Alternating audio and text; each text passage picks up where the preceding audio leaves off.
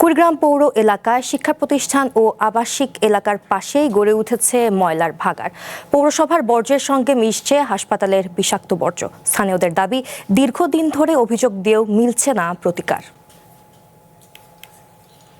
কুড়িগ্রামের সরকারি শিশু পরিবারের সামনের রাস্তার পাশেই ময়লা আবর্জনার স্তূপ জমে আছে। পরিত্যক্ত কাগজ, প্লাস্টিক থেকে শুরু করে বাসাবাড়ির উচ্ছিষ্ট, পচা বাসি খাবার পর্যন্ত রয়েছে তাতে। এমনকি হাসপাতালের বিষাক্ত বর্জ্য স্থান পেয়েছে। রাস্তা দিয়ে পথচারীরা চলাচল করছেন নাক চেপে।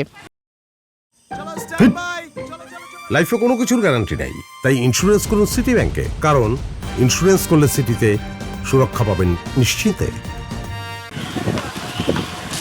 শহরের শুধুমাত্র সরকারি শিশু পরিবার নয়, রিভারভিউ স্কুল মোড় এবং কৃষ্ণপুর গড়ের পাড় এলাকা যেন এখন ডাম্পিং জোন। পৌর এলাকায় বিভিন্ন স্থানে থেকে আনা ময়লা আবর্জনা হাসপাতালে ঝুঁকিপূর্ণ বর্জ্য ফেলা হচ্ছে উন্মুক্ত স্থানে, যা পচে ছড়াচ্ছে তীব্র দুর্গন্ধ। সবচেয়ে বেশি ভোগান্তিতে পড়েছে শিশু ও শিক্ষার্থীরা। আমরা অফিস করতে একটু হিমশিম খাইতেছি এবং বাচ্চারাও প্রায় অসুস্থ হয়ে পড়তেছি। এই রোড দিয়ে হাজার হাজার লোক প্রতিনিয়ত যাতায়াত করে, কিন্তু এই পৌরসভার এই ময়লায় আবর্জনা এখানে ফেলার কারণে প্রচুর দুর্গন্ধ।